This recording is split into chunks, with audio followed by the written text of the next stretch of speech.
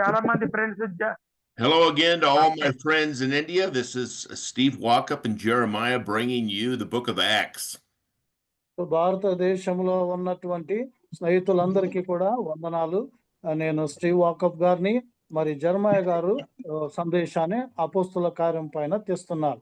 Now remember, the book of Acts is the second of a two-part set that Luke wrote to Theophilus so that he might know the certainty of the things he's been taught. అపోస్తుల కార్యం అనేటువంటిది భక్తుడైనటువంటి లూకు రచించినటువంటి రెండవ పుస్తకము అయి ఉంటున్నది. The book of Luke is showing that Jesus is the legitimate Messiah and he chose legitimate apostles to carry the message of Christ in the coming kingdom of God to the world.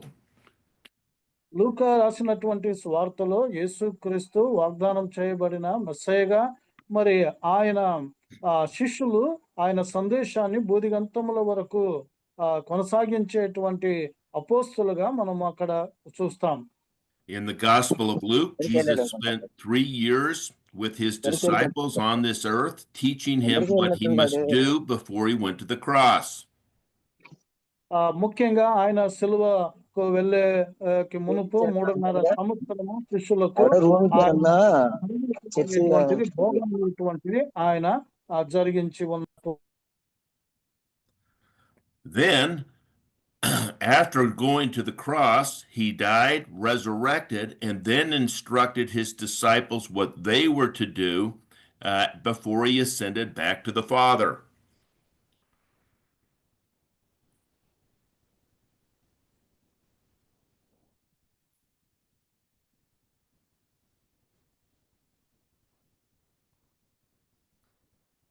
Please say once again, sir. Jeremiah, some problems maybe I don't. Please say, Stephen Walkup, sir. Please say once again. Jeremiah is muted. Yeah, it's okay, no problem. Say once again yourself. Then Jesus, before he went back to the Father, he instructed his disciples what to do. ఆయన ఆరోహణము కాక మునుపు శిష్యులకు ఆయన ఇవ్వవలసినటువంటి ఉపదేశాలు హెచ్చరికలను ఆయన అనుగ్రహించి ఉంటూ ఉన్నాడు. And that would be, they asked him when the kingdom would come. He said, it's not for you to know when it's going to come. You are to be my witnesses for my resurrection, my ascension, and the coming kingdom to the rest of the world. దేవుని యొక్క రాజ్యాన్ని గురించి శిష్యులు ఎప్పుడు వస్తున్నది అని చెప్పి ఆయన రాజ్యాన్ని గురించి అడిగినప్పుడు ఆ సమయం అనేటువంటిది మీరు తెలుసుకోవలసినటువంటి అవసరత లేదు. అయితే నా గురించి, పునరుత్థానాన్ని గురించి, ఆరోహణం గురించి, దేవుని యొక్క రాజ్యాన్ని రానున్నటువంటి యొక్క రాజ్యాన్ని గురించి బూదిగంతముల వరకు మీరు ప్రకటిస్తూ సాక్షులుగా ఉండాలన్నటువంటిది చెప్పారు. But in order for them to be successful in their mission, they would need to go to Jerusalem, pray and wait for the Holy Spirit to come upon them. వాళ్ళు బూదిగంతముల వరకు సువార్త పరిచర్య కొనసాగించటానికి మునుపు, లేకపోతే సాక్షిగా ఉండటానికి మునుపు వాళ్ళు యెరూషలేమునకు వెళ్ళి ప్రార్థనలో పరిశుద్ధాత్మని యొక్క శక్తి కొరకు వేచి ఉండాలన్నటువంటిది చెప్పారు. They would not be successful without being filled by the power of the Holy Spirit. పరిశుద్ధాత్మని యొక్క బలము చేత వారు విజయవంతంగా ఉండలేరు.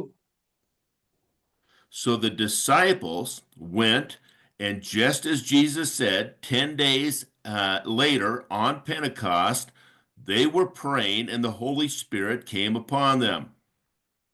యేసు ప్రభు వాళ్ళకు బోధించిన ప్రకారమే వాళ్ళు యెరూషలేమునకు వెళ్ళి ప్రార్థనలో వేచి ఉంటుండగా 50వ రోజు 10 రోజుల తర్వాత పరిశుద్ధాత్మ వారి మీదకి రావటం అనేటువంటిది జరిగింది. With people from all over the Roman Empire, that is, Jews from all over the Roman Empire who were worshiping at Pentecost, they heard Peter get up and tell them if they would repent, that God would forgive them for crucifying the Messiah and the kingdom could begin. ఆ సందర్భంలో రోమా సామ్రాజ్యం అంతా చెదిరి ఉన్నటువంటి యూదులు యొక్క పంచాశతమ పండుగ కొరకు ఆ సమావేశమైనటువంటి యొక్క సందర్భములో పేతురు వాళ్లకు ప్రకటించి యేసు ప్రభును మెస్సయ్యను చంపినందుకు మీరు పశ్చాత్తాప పడినట్లయితే దైవ రాజ్యం అనేటువంటిది స్థాపింపబడునని ప్రకటించాడు. Although many believed that day, the majority, including the Jewish leadership, rejected the message and threatened Peter and the rest of the apostles. అక్కడ పేతురును ఇతర అపోస్తులతో పాటు మరి అనేకులు మరి విశ్వసించటం అనేటువంటిది జరిగినటువంటి ఒక విషయం. But the church, which began with the Holy Spirit coming upon them at Pentecost, began to grow.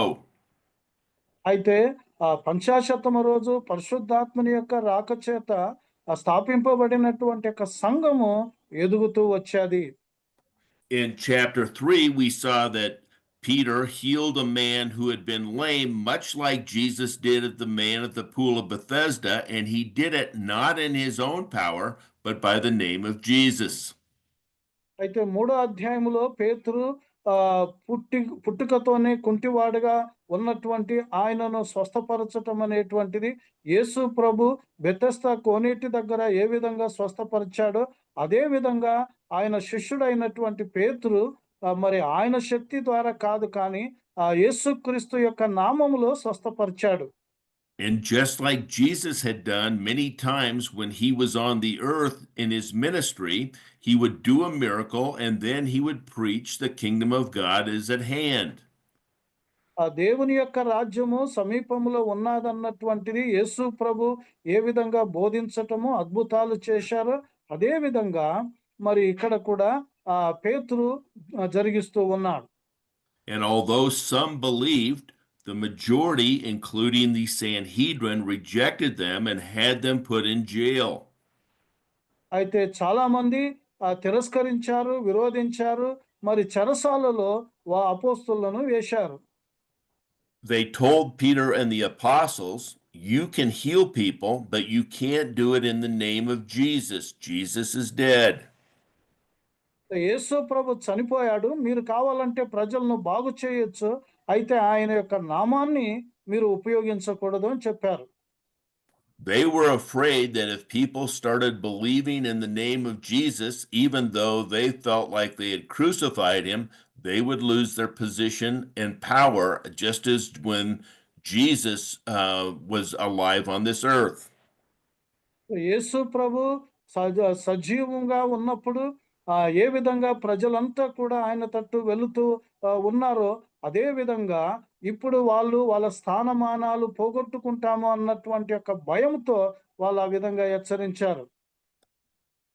When they released these apostles, the apostles went and thanked God for the boldness they had through the power of the Holy Spirit, as they had scattered before they had the Holy Spirit when Jesus was crucified.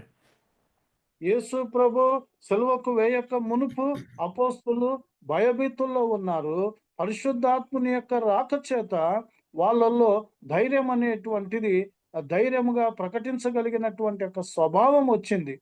And although there was severe persecution from the outside, from Jewish leadership, they proclaimed God's message and the church continued to grow.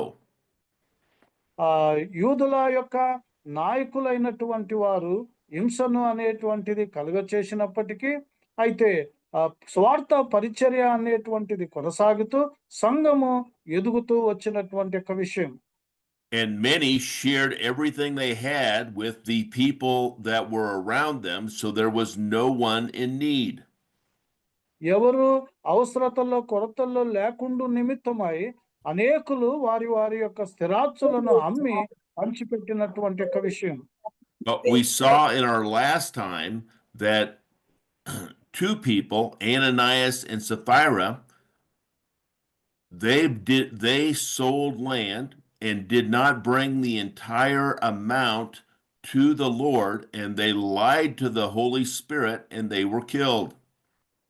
ఇక్కడ గతసారి మనము చూశాము అననయ సపరియా గురించి. వారు తమకున్నటువంటి ఒక ఆస్తిని అమ్మేశారు, అయితే సంపూర్ణమైనటువంటి మొత్తమును వాళ్ళు తీసుకురాకుండా పరిశుద్ధాత్మునికి అబద్ధాలు ఆడుట బట్టి దేవుని యొక్క తీర్పుతో వాళ్ళు చంపబన్నారు. This is showing that God would not let anything, whether inside the church or outside the church, no opposition would stop the church. ఏ విరోధము కానీ మరి సంఘాన్ని మరి ఆపలేదు. సంఘములో ఎదురుపడేటువంటి సవాలులు కానీ బయట కానీ వీటన్నిటిను కొనసాగించటం అనేది చూస్తాం.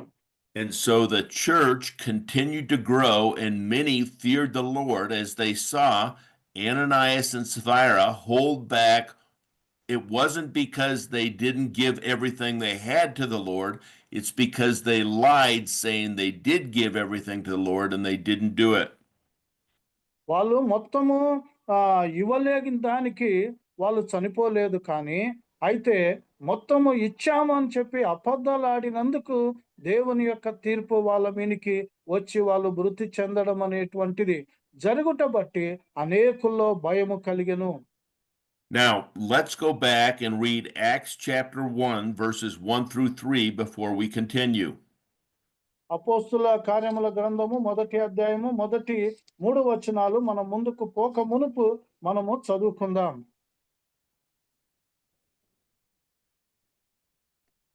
Go ahead and read Acts 1, 1 through 3. ఓ దియోపిల, యేసు తాను ఏర్పరచుకున్న అపోస్తులకు పరిశుద్ధాత్మ ద్వారా ఆజ్ఞాపించిన తర్వాత ఆయన పరమునకు చేర్చుకొనబడిన దినము వరకు ఆయన చేయుటకును బోధించుటకును ఆరంభించి వాటన్నిటిని గూర్చిన మొదటి గ్రంథమందు రచించుకుని ఆయన శ్రమ పడిన తర్వాత 40 దినముల వరకు వారి కగబడుతూ దేవుని రాజ్య విషయములను గూర్చి బోధించుతూ అనేక ప్రమాణములను చూపి వారికి తాను సజీవునిగా కనబరుచుకొనెను.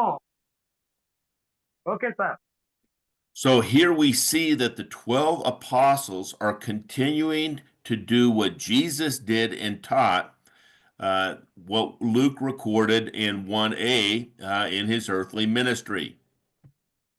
So, యేసు ప్రభు యొక్క భూ సంబంధమైనటువంటి పరిచర్యలో ఆయన ఇక్కడున్నప్పుడు మొదటి పుస్తకములో ఆయన చేసిన దాన్ని బోధించిన దానినటువంటి యొక్క విషయము ఆయన రచించి ఉంటూ ఉన్నాడు. The 12 apostles and others verified Jesus' resurrection and ascension during the 40 days after his resurrection. ఆయన పునరుత్థానము తర్వాత ఆయన శిష్యులు లేకపోతే అపోస్తులు ఆ యొక్క విషయంలో 40 రోజుల యొక్క విషయంలో వాళ్ళు సాక్ష్యం ఇవ్వటము లేకపోతే పునరుత్థానాన్ని గురించినటువంటి సాక్ష్యము కలిగి ఉండటం అనేటువంటిది చూస్తాం. Jesus further explained during these 40 days the future earthly kingdom of God that was proclaimed and prophesied in the Old Testament. పాత నిబంధనలో రానయ్యున్నటువంటి యొక్క రాజ్యాన్ని గురించినటువంటి యొక్క విషయము 40 రోజుల దినములలో యేసు ప్రభు వాళ్ళకు బోధించాడు. మరి ఆ దేవుని యొక్క రాజ్యాన్ని గురించి ప్రకటించాలి అన్నటువంటిది. Now, today we will have 3 sections as the Holy Spirit thwarts the rising opposition and hostility toward the church.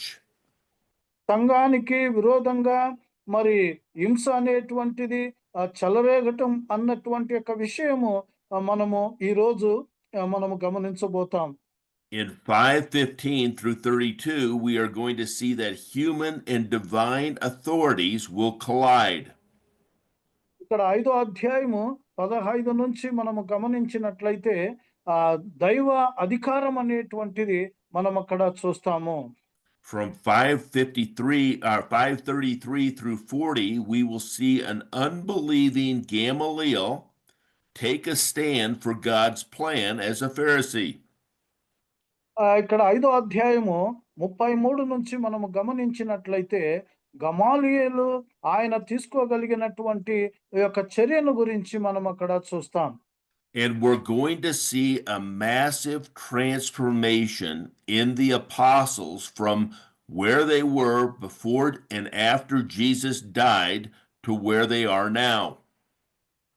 ఆ తర్వాత మనం చూస్తాము యేసు ప్రభు చనిపోక మునుపు కంటే ఆయన పునరుత్థానము తర్వాత అపోస్తుల యొక్క జీవితంలో గొప్ప మార్పు అనేటువంటిది మనము చూడబోతాం. They would take joy and responsibility in their commission that God had given them. యేసు ప్రభు వాళ్ళకు అప్పగించబడినటువంటి ఒక ఆజ్ఞను వాళ్ళు కొనసాగించటం అనేటువంటిది చూస్తాం. Now, remember, Jesus died on April 3rd of AD 33. April 3వ తారీఖు 33న క్రీస్తు శకము 33న యేసు ప్రభు మరణించాడు. 50 days later, we had Pentecost, which is in Acts 22, on May 24th of AD 33. ముఖ్యంగా 50 రోజుల తర్వాత పంచాశతమ అనేటువంటిది మనము చూస్తామన్నమాట. Peter's second sermon before the Sanhedrin, that is, after he healed the man at the gate beautiful, was in the summer of AD 33. So ముఖ్యంగా వేసవి కాలములో క్రీస్తు శకం 33లో రెండవ పేతురు యొక్క రెండవ ప్రసంగం అనేటువంటిది అక్కడ జరిగినటువంటి యొక్క విషయం. The death of Ananias and Sapphira was sometime in AD 34. అననయ సపర్య వారి యొక్క మరణం అనేటువంటిది క్రీస్తు శకము 34లో జరిగినటువంటిది. Peter being brought before the Sanhedrin, which we will see today, is in AD 34. పేతురు సెనడ్రిను సభ అధికార ఎదుట తీసుకురావటం అనేటువంటిది ఈ రోజు మనము చూడబోతాము. అది క్రీస్తు శకము 34లో. And the deacons that will be selected, that is, the disciples that will be selected, will be in late 34 or early 35. పరిచారకులను ఎన్నిక చేసుకోవటం అనేటువంటిది 34 యొక్క చివరిలో లేకపోతే 35 యొక్క ఆరంభంలో జరిగింది. Finally, next week we will look at Stephen beginning his speech and then being martyred. That will occur on April 1st of AD 35, 2 years after Jesus was crucified. యేసు ప్రభు సిలువ వేయబడిన 2 సంవత్సరాల తర్వాత స్టెఫను ప్రసంగించటము తర్వాత హత్య చేయటము అన్నటువంటి యొక్క విషయము ఏప్రిల్ 1 జరిగినటువంటి యొక్క విషయం. Now, the trial story that we will look at today will occur in 6 sections. So ఈరోజు ఆ యొక్క ట్రయల్ అనేటువంటిది పరీక్ష అనేటువంటి యొక్క విషయము ఈరోజు మనం చూస్తాము 6వ భాగం అన్నటువంటిది. The high priest and the Sadducees will jail the apostles. ప్రధాన యాజకులు సద్దుకాయలు అపోస్తులను జైలుకు వేసినటువంటి యొక్క విషయం, చెరసాలకు వేశారు. Then the council will regather and request the apostles be brought before them just as they had done with Jesus. యేసు ప్రభుకు ఎలా చేయబడిందో ఆ విధంగానే అధికారుల ముందుకు అపోస్తులను తీసుకురావటం అనేటువంటిది జరిగింది. The council will rebuke the apostles. Remember, the council told them earlier, you can heal people, but don't do it in the name of Jesus and quit proclaiming the name of Jesus. ఈ యొక్క అధికారులు ఇంతకు మునుపే చెప్పారు, ప్రజలను మీరు బాగు చేయొచ్చు, అయితే యేసు ప్రభు యొక్క నామము ఉపయోగించకూడదు అని. So they were ignoring that, and they are going to rebuke them for doing so. So ఆ విధంగా వాళ్ళు చేయటం బట్టి గద్దింపటం అన్నటువంటిది, అధికారులు అపోస్తులను గద్దించటం అన్నటువంటిది జరిగింది. Now, just like they had done with Jesus, the council decided the best thing to do to eliminate them proclaiming the name of Jesus is to kill them. So ఇక్కడ యేసు ప్రభుకు చేసినటువంటి యొక్క విధంగానే ఆ సభ అధికారులు మరి వాళ్ళను చంపటం అన్నటువంటి యొక్క విషయము తలపెట్టినటువంటిది. But someone that we would not expect to be on the side of God, Gamaliel, said, no, let's don't do that. Let's let God deal with it.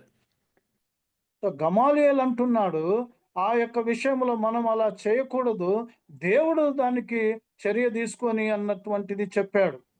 Because Gamaliel was a man of integrity and highly respected, they beat the apostles and warned them again not to teach in the name of Jesus, but they didn't kill them. ఆ గమాలియేలు అన్నటువంటి ఆయన మంచి నమ్మకస్తుడు, గొప్పగా గౌరవించదగినటువంటి ఒక వ్యక్తి. కాబట్టి అపోస్తలును యేసు యొక్క నామమును ప్రసంగించకూడదు, బోధించకూడదు అన్నటువంటిది హెచ్చరికలు ఇచ్చి పంపేశారు. And this is the first time, which we will see many times, God will use unbelieving people to further his word and even protect his apostles.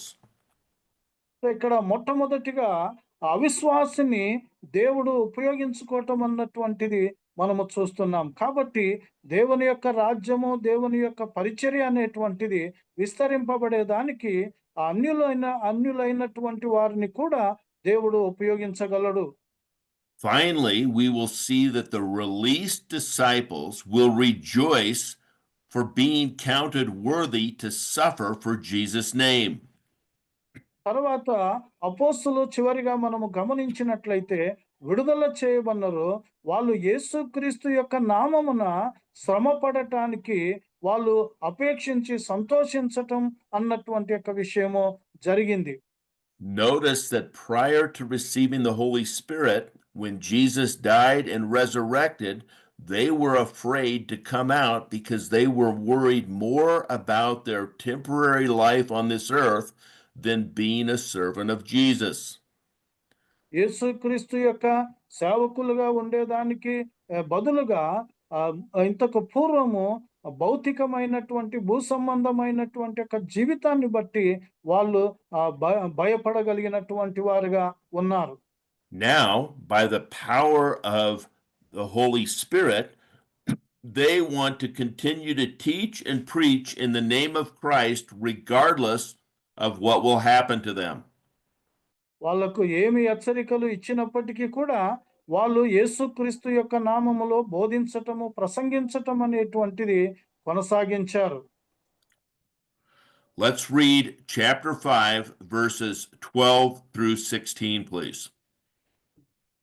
5వ అధ్యాయము 12 నుంచి 16 వచనాలు మనము చదువుకుందాం. అపోస్తుల కార్యముల గ్రంథము 5వ అధ్యాయము వచనాలు 12 నుంచి 16 వరకు.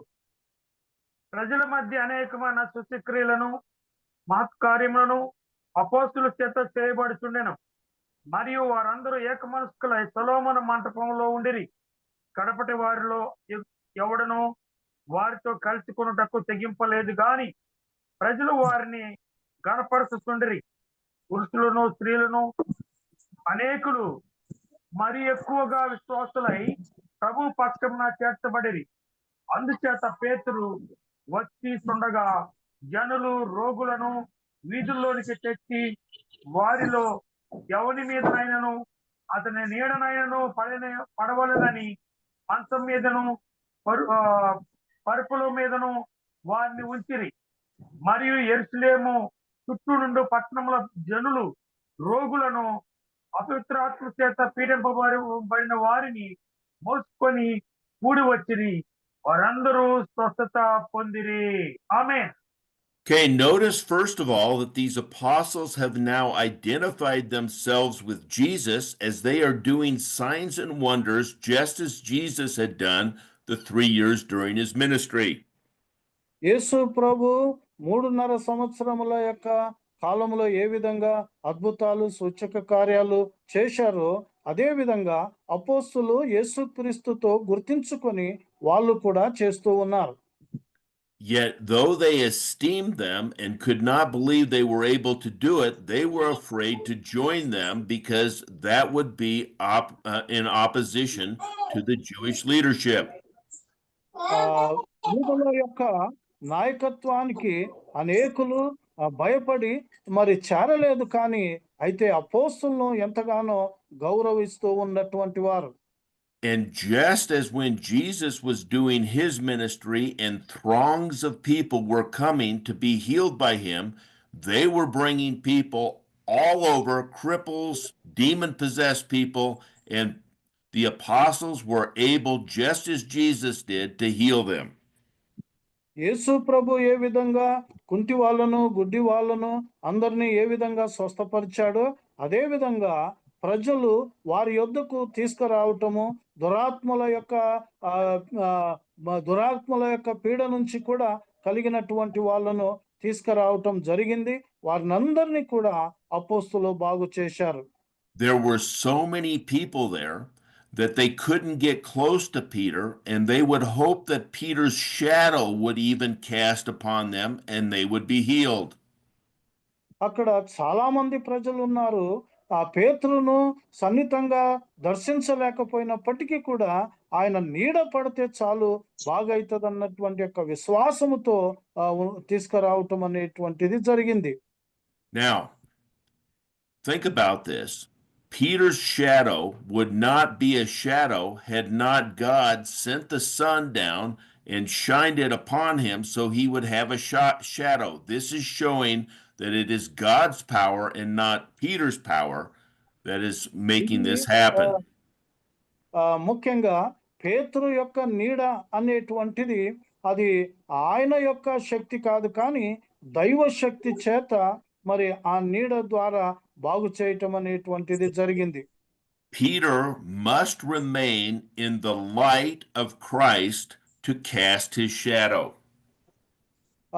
పేతురు ఆయన యొక్క నీడను ప్రదర్శించటానికి దేవుని యొక్క వెలుగులో ఆయన ఉండాలి.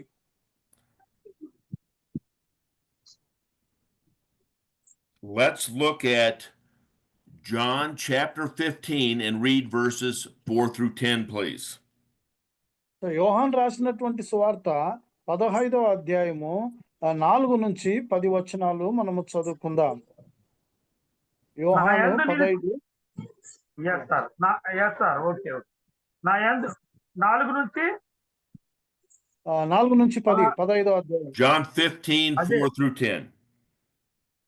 నా యందు నిలిచి ఉండుడి, మీ యందు నేను నిలిచి ఉండును. రేగ ద్రాక్షవల్లి వాలిలో నిలిచి ఉంటేనే గాని తండ్రి తాను ఎలాగో ఫలించునో అలాగే నా యందు నిలిచి ఉంటేనే గాని మీరును ఫలింపరు. ద్రాక్షవల్లిని నేను, తీగలు మీరు. ఎవడు నా యందు నిలిచి ఉండునో, నేను ఎవని యందు నిలిచి ఉండునో వాడు బహుగా ఫలించును. నాకు వేరుగా ఉండి మీరేమీ చేయలేరు. ఎవడైనను నా యందు నిలిచి ఉండని ఎడల వాడు తీగ వలె బయట పారవేయబడి ఎండిపోవును. మనుషులు అటు వాటిని పోగు చేసి అగ్నిలో పారవేతురు, అవి కాలిపోవును. నా యందు మీరును మీ యందు నా మాటలను నిలిచి ఉండిన ఎడల మీకేది ఇష్టమో అది అడుగుడి, అది మీకు అనుగ్రహింపబడును. మీరు బహుగా ఫలించటం వలన నా తండ్రి మహింపరచబడును. ఇందువలన మీరు నా శిష్యులగుదురు. తండ్రి నన్ను ఎలాగూ ప్రేమించునో నేనును మిమ్మల్ని అలాగే ప్రేమించి నా ప్రేమ యందు నిలిచియుండుడి. నేను నా తండ్రి ఆజ్ఞలను గైకొని ఆయన ప్రేమ యందు నిలిచి ఉన్న ప్రకారము మీరును నా ఆజ్ఞలు గైకొని ఎల్లా నా ప్రేమ యందు నిలిచియుందురు. Amen. Thank you sir. Here we see that Jesus was in the upper room with his 11 believing disciples. Judas had already left, and he told them, if you abide in me, you will succeed. If you don't abide in me, you will fail. యేసు ప్రభు మేడగదిలో ఉన్నప్పుడు వారితో చెప్పాడు, ఇస్కరియోతు యోధ వారిని వదిలి వెళ్ళిపోయినటువంటి సందర్భంలో 11 మంది అపోస్తులతో ఆయన అంటున్నాడు, ఆయనతో మీరు అంటు కట్టబడి ఉన్నట్లయితే మీరు జయశాలి అవుతారు, లేకపోతే మరి ఓడిపోతారు అన్నటువంటిది. What does that abiding look like? Let's look at 1 John chapter 1 verses 5 through 7. మొదటి యోహాను 1వ అధ్యాయము 5 నుంచి 7 వచనాలు ఆయనతో అంటు కట్టబడి ఉండటం అన్నటువంటిది ఏంటో మనం అక్కడ చూద్దాము. Let's read that. 1 John chapter 1 verses 5 through 7. యోహాను 1:5-7.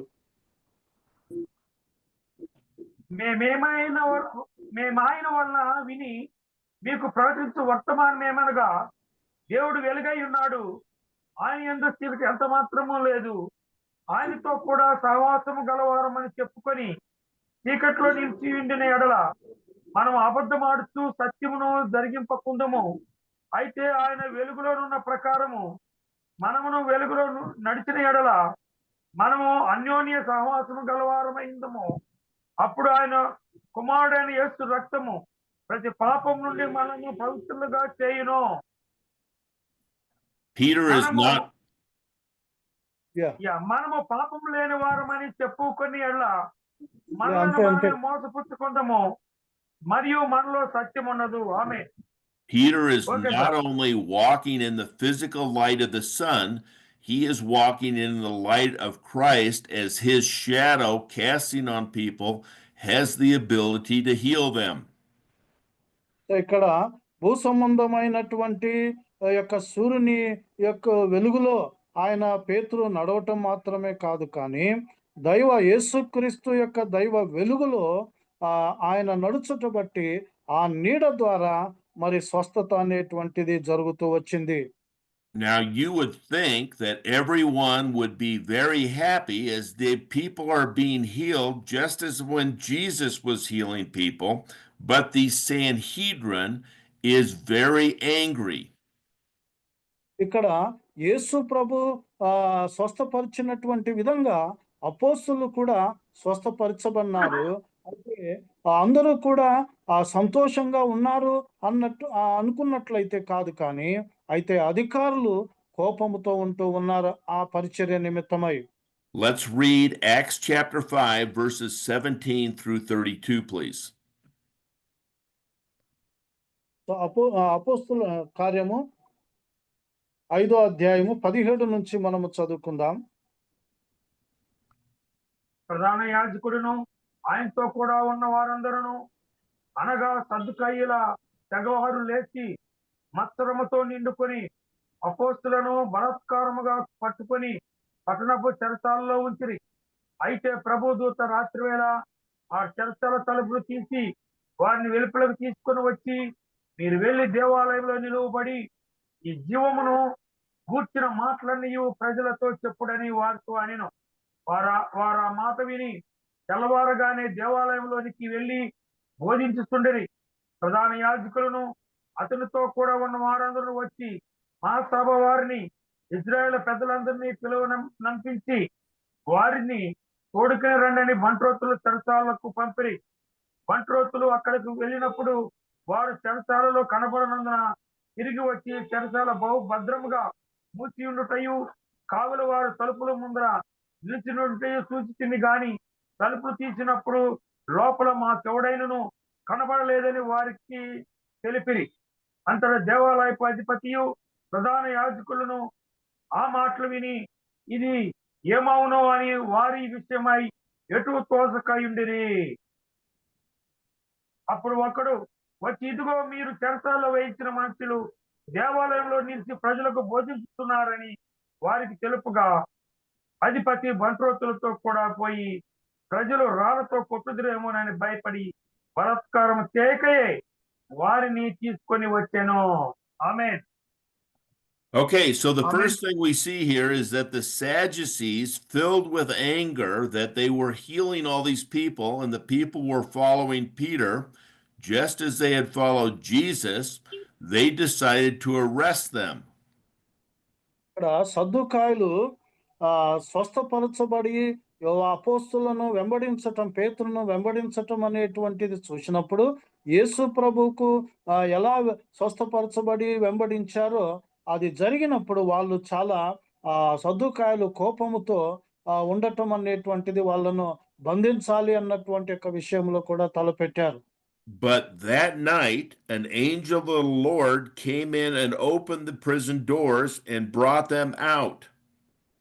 అయితే ఆ రాత్రి దేవదూతలు వచ్చి ఆ యొక్క చెరసాల యొక్క ద్వారములు తెరిచి వాళ్ళకు విడిపించారు. Let's read verse 20 again, Jeremiah. The angel tells them to go stand in the temple and speak to the people the words of life. So 28వ వచనాన్ని మనము చదువుకుందాము. జర్మయ 28 జర్మయ్య కాదు హలో. ఇదే 5వ అధ్యాయం అపోస్తల కార్యం. ప్రధాన యాజకుడు సార్. వారిని చూసి, మీరు ఈ నామమును బట్టి బోధింపకూడదని మేము మీకు ఖండితంగా ఆజ్ఞాపించలేదా? ఇదిగో మీరు యెరూషలేములోను మీ బోధతో నింపి ఈ మనుషుణ్ణి హత్య మా మీదికి తేవలెనని ఉద్దేశించుచున్నారని చెప్పెను. Now, notice here, imagine if you're these apostles, you've just been arrested after you've healed all these people, you're in the jail at night, and all of a sudden an angel comes and says, I'm going to release you. వాళ్ళు అపోస్తలు అందరినీ బాగు చేయటం బట్టి సద్దూకాయలు వారిని బంధించి చెరసాలలో వేయించారు. అయితే మధ్యరాత్రి అద్భుతకరంగా వారిని విడుదల చేయటం, దేవదూత వచ్చి విడుదల చేయటం అనేటువంటిది జరిగింది. So when they hear this, they leave the jail, and the next morning, early in the morning, they're out proclaiming the words of Jesus and the message of life. వాళ్ళు ఆ రాత్రి చెరసాల నుంచి విడుదల చేయబడినారు. అయితే ఉదయకాలానే మరుసటి రోజు ఉదయకాలానే వాళ్ళు సువార్తను ప్రకటిస్తూ ఉన్నారు. Notice in verse 21 that the Jewish leadership is oblivious. They don't know that this has happened, and they send people to go get the prisoners and bring them to talk to them.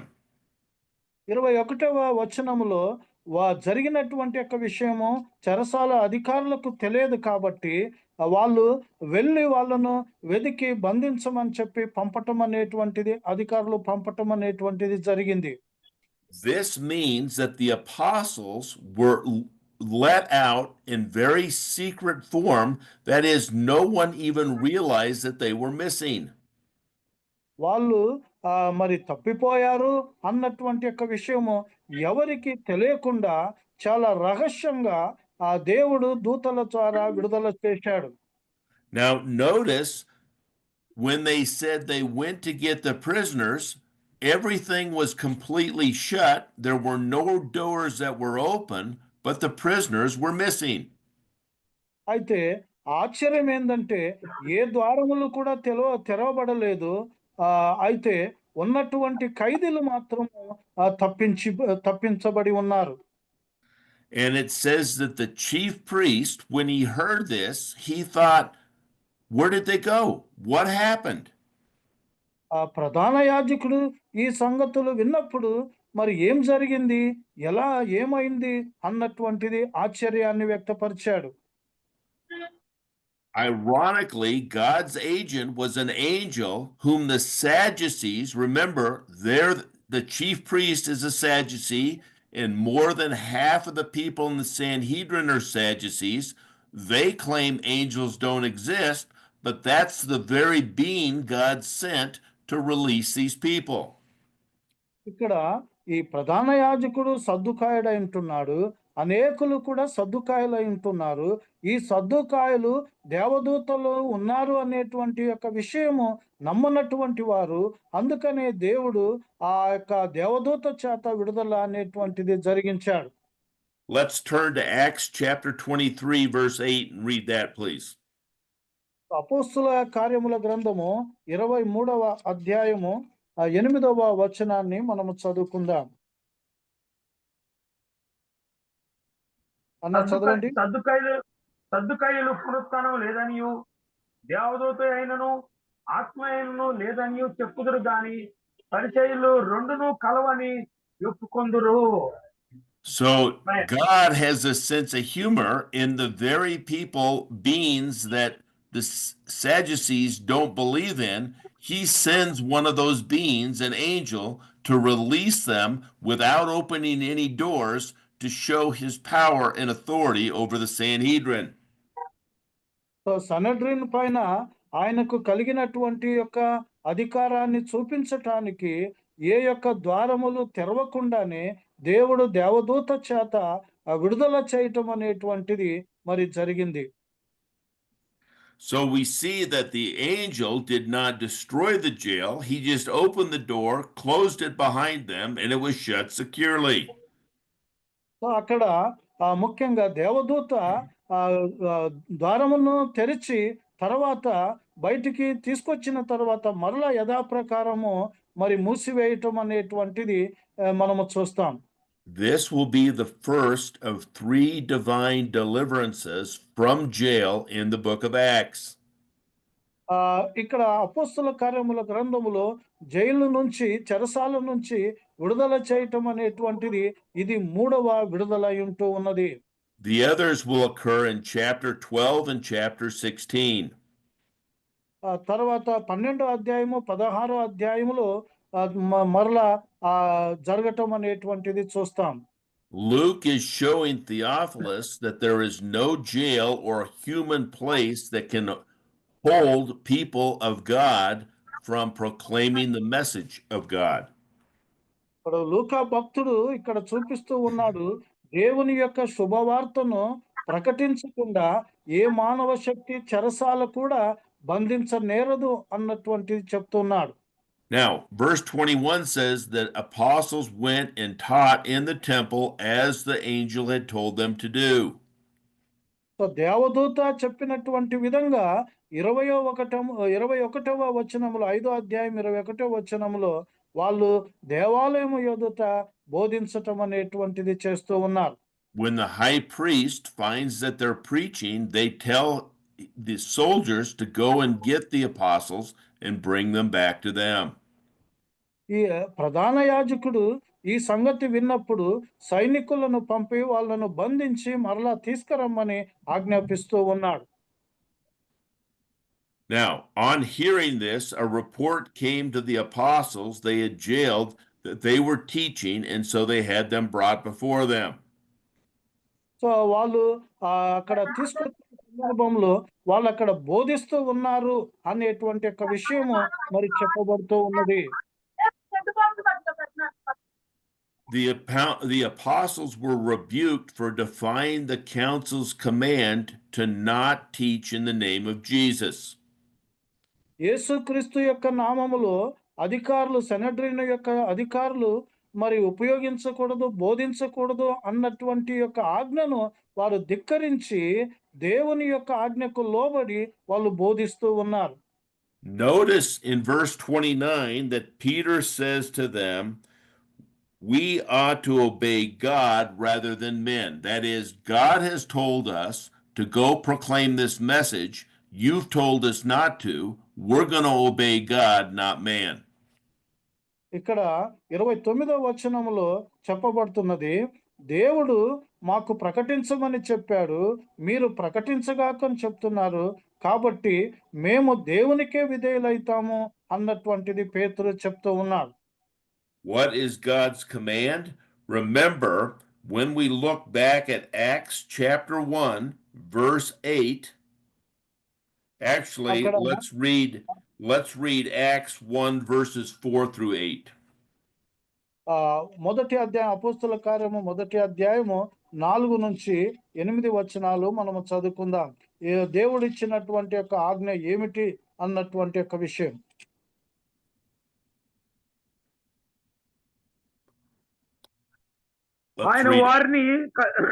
ఆయన వారిని కలుసుకొని ఇలాగ ఆజ్ఞాపించను, మీరు యెరూషలేము నుండి వెళ్ళక నా వలన వినిన తండ్రి యొక్క వాగ్దానం కొరకు కనిపెట్టుడి. యోహాను నీళ్లతో బాప్తిసమిచ్చెను గాని కొద్ది దినములలోగా మీరు పరిశుద్ధాత్మతో బాప్తిసం పొందెదరు.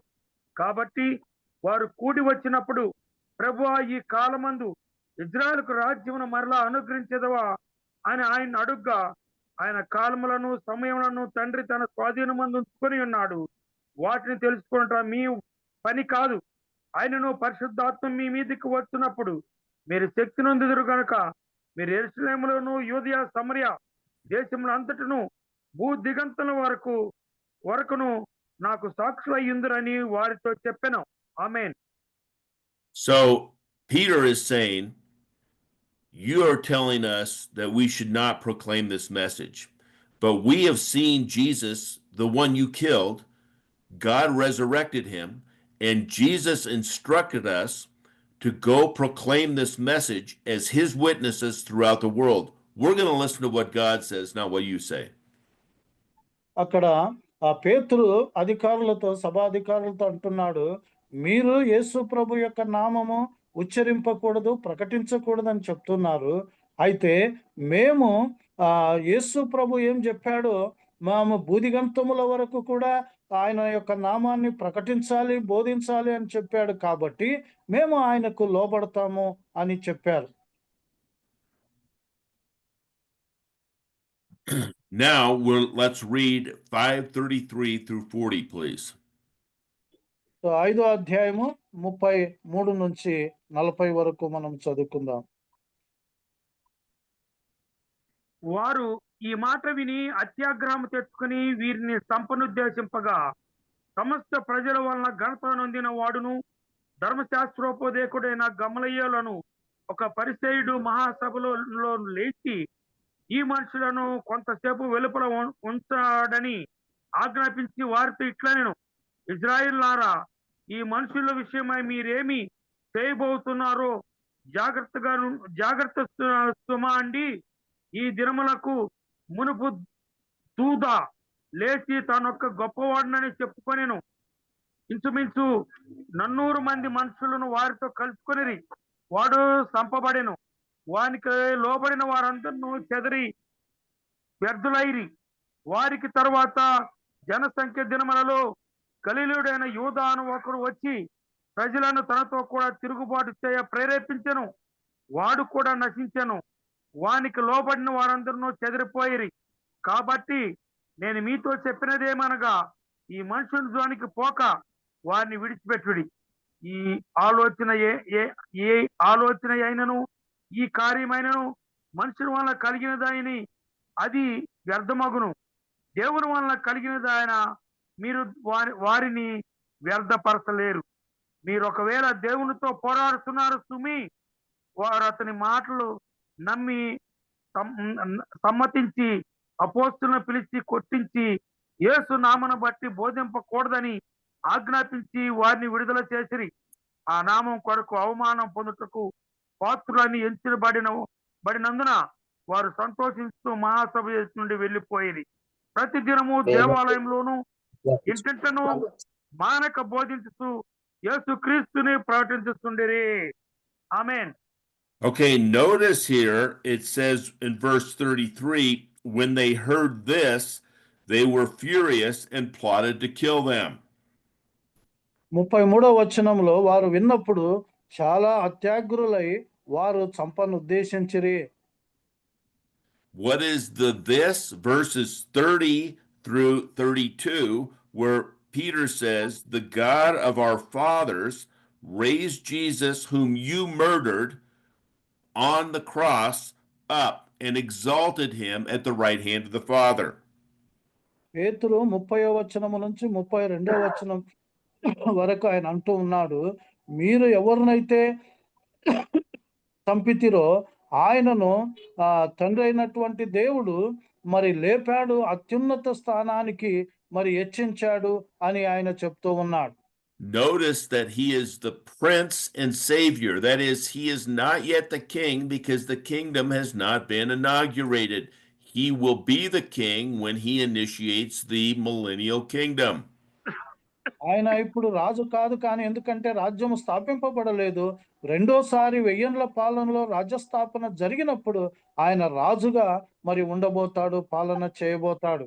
And as Jesus said in chapter 1, verse 8, you will be my witnesses of this that's happened. Peter says in verse 32, and we are his witnesses to these things, and so also is the Holy Spirit, whom God has given to those who obey him, which means he is saying, you, the Sanhedrin, don't obey God. అక్కడ యేసు ప్రభు 8వ వచనంలో, మొదటి అధ్యాయము 8వ వచనంలో పరిశుద్ధాత్మ మీ మీదికి వచ్చినప్పుడు మీరు భూదిగంతముల వరకు నాకు సాక్షులుగా మరి ఉండమని చెప్పారు. అదే విధంగా ఇక్కడ మేము పరిశుద్ధాత్మ శక్తి చేత మేము ఆయనకు సాక్షులుగా ఉంటున్నాము. మీరు మరి మాట్లాడకూడదు అని చెప్తూ ఉన్నారు అని అన్నాడు.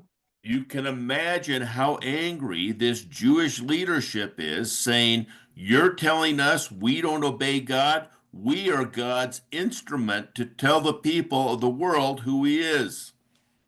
సో మేము ఎవరం అనేటువంటిది లోకానికి ఆ దేవుని గురించి చెప్పటానికి మేము సాధనమై ఉంటున్నాము అనేటువంటి యొక్క మాటలు చెప్పబడినప్పుడు వాళ్ళు చాలా అత్యాగ్రులై ఉంటూ ఉన్నారు. And they are listening to you now, the people, instead of us who are the ordained religion of God. So మీకు బదులుగా మీరు ప్రత్యేకంగా మతపరమైనటువంటి అభిషేకము గుర్తింపు కలిగిన దానికంటే ప్రజలు మా గురించి ఆలకిస్తూ ఉన్నారు. But Gamaliel, who is not godly man, he's not a believer. He is a godly man, though. And the Sanhedrin, he told them that they need to obey God and see what happens. So Gamaliel మంచి భక్తి కలిగిన వాడే కానీ విశ్వాసి కాదు. కానీ ఆ యొక్క విషయంలో వాళ్ళు సాక్షులుగా ఇవ్వాలి, వాళ్ళ విషయంలో జోక్యం పుచ్చుకోకూడదు అన్నటువంటిది చెప్పాడు. Now, the Sadducees wanted to do the same thing they did to Jesus. Remember back in John chapter 11, when Jesus raised Lazarus from the dead, some people went and reported to the Sanhedrin that this had happened, and they said, "We need to kill Jesus." ఇక్కడ 11వ అధ్యాయంలో యోహాను రాసినటువంటి ఒక సువార్త 11వ అధ్యాయంలో లాజరును మరి ఆయన బ్రతికించినప్పుడు కొంతమంది వెళ్ళి సద్దుకాయలకు మరి రిపోర్ట్ ఇచ్చినప్పుడు ఆ యేసు ప్రభువును చంపాలి అనుకోవటం అనేటువంటిది అక్కడ జరిగినటువంటి ఒక విషయం. And from that time on, they plotted to kill Jesus. ఆ సమయము మొదలుకొని యేసు ప్రభువును చంపటానికి ఉద్దేశించారు. Here, they're saying the same thing. We have to get rid of these people because they are turning people away from us to their message.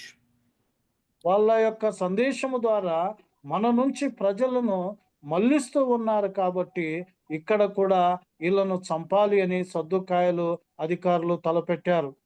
The unbelieving Gamaliel showed godly character during this chaos and rage because his reputation earned him the right to be heard.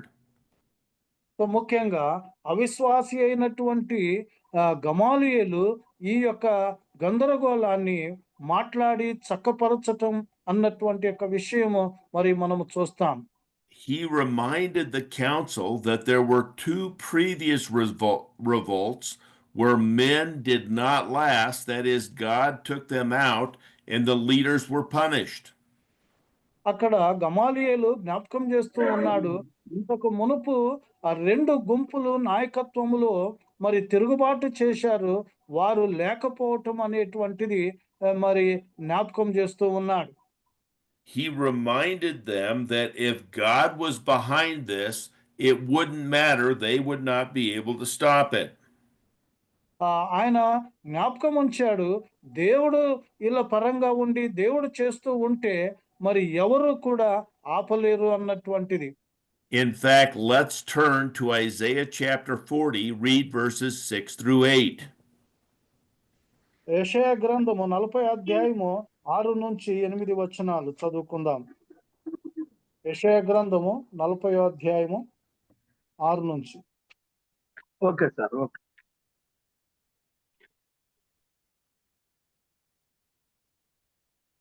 Isaiah chapter 40, verses 6 through 8. Okay sir, okay. ఆలకించుడి, ప్రకటించమని ఒకడు ఆజ్ఞ ఇస్తున్నాడు. నేనేమి ప్రకటించనని మరి ఒకడు అడుగుతున్నాడు. సర్వచరులు గడ్డి అయి ఉన్నారు, వారి అందమంతయు అడవి పువ్వు వలె ఉన్నది.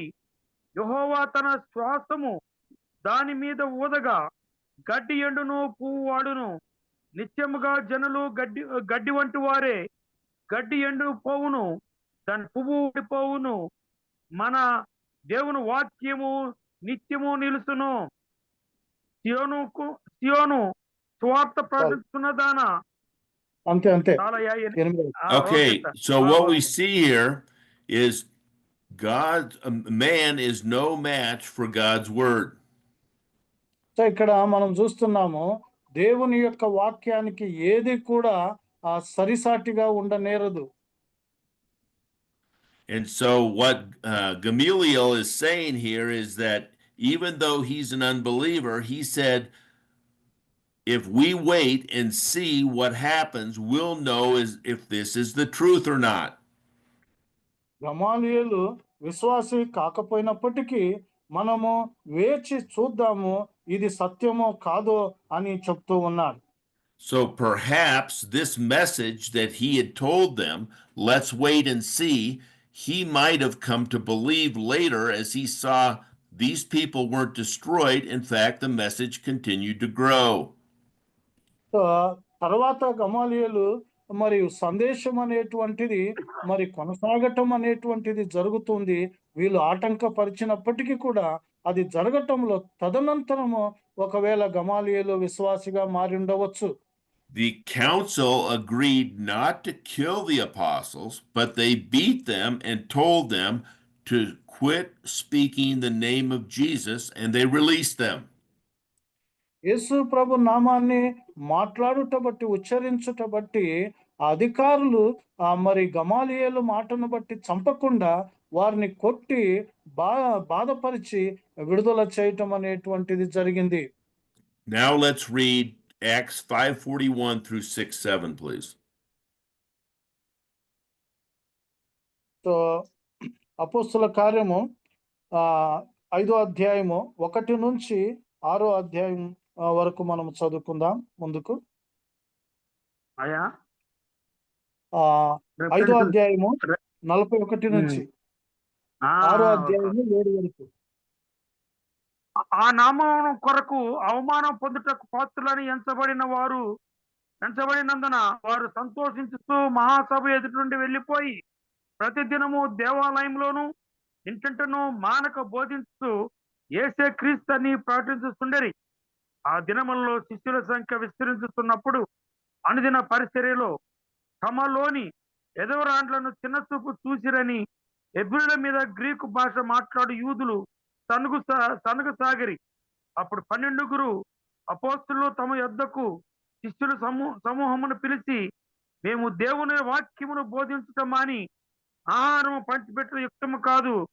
కాబట్టి సహోదరులారా, ఆత్మతోనూ జ్ఞానముతోనూ నిండుకొని మంచి పేరు పొందిన 7 మనుషులను మీలో ఏర్పరచుకొని మేము వారిని ఈ పనికి నియమించము. అయితే మేము ప్రార్థన యందును వాక్య పరిచర్య యందును ఎడతెక్క యుందుమని చెప్పిరి. ఆమేన్.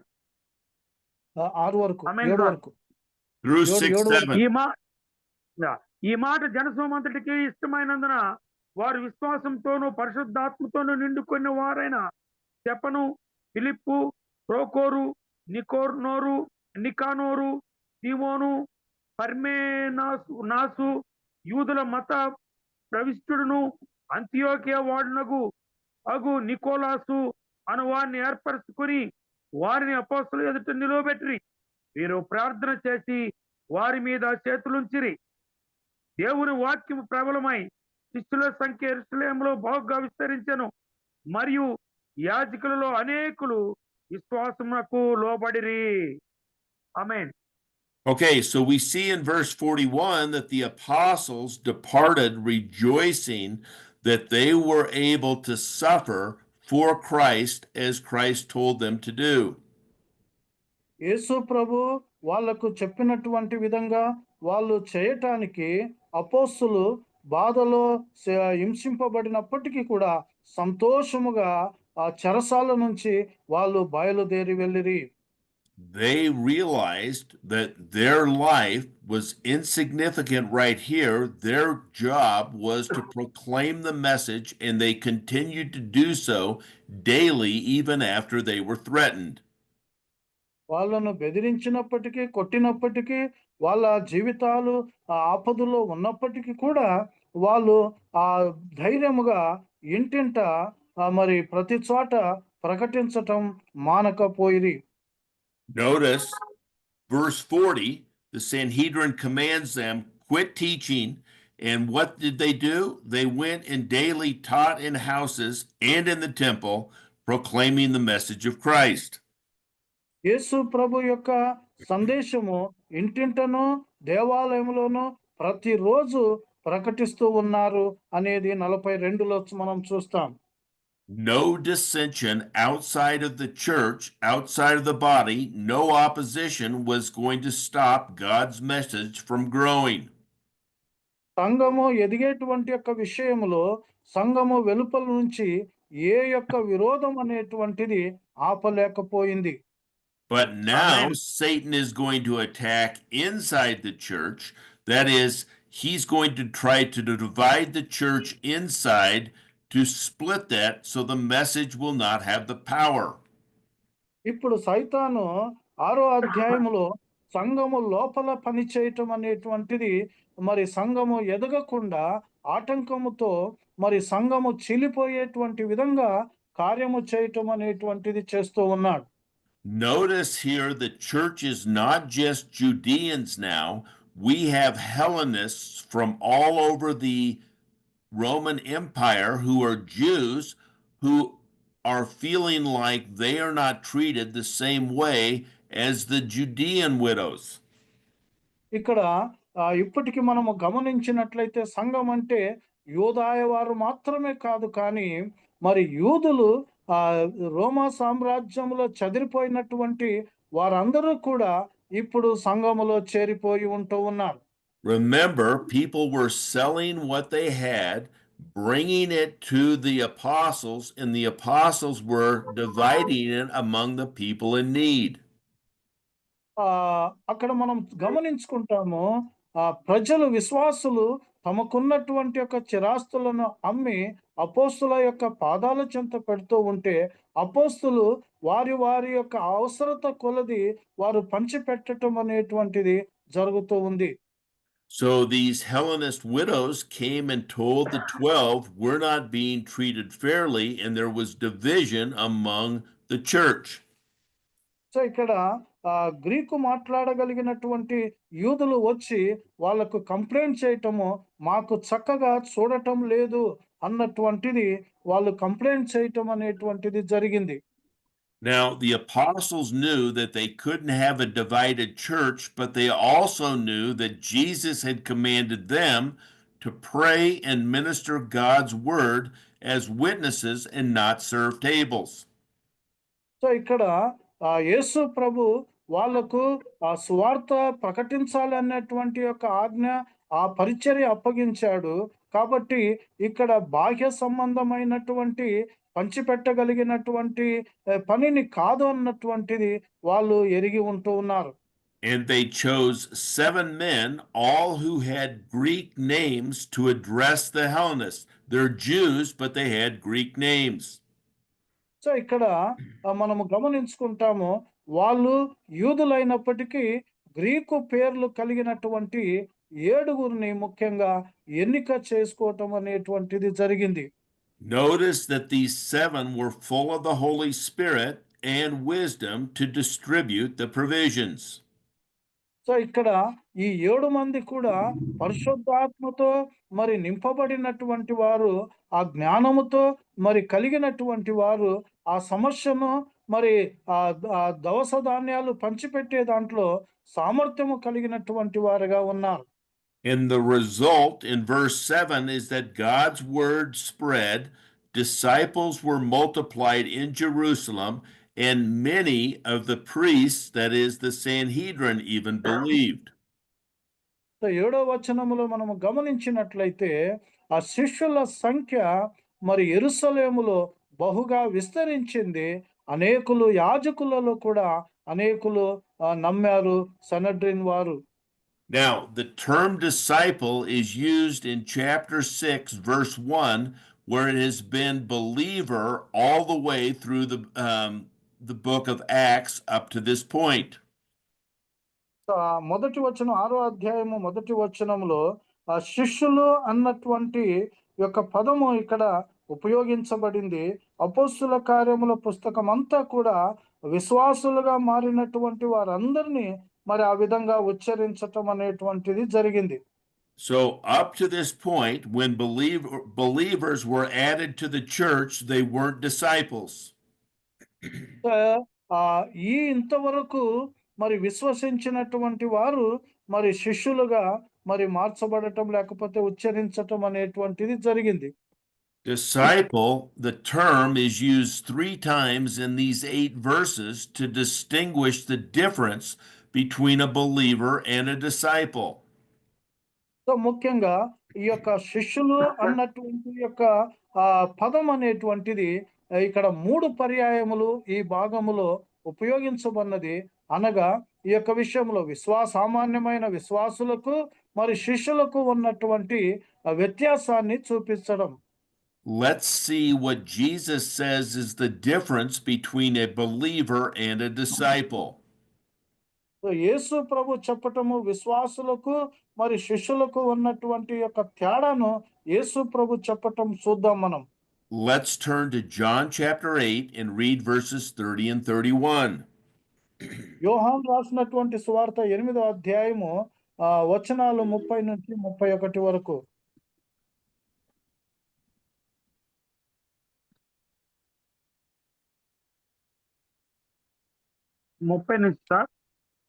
John chapter 8 verses 30 and 31.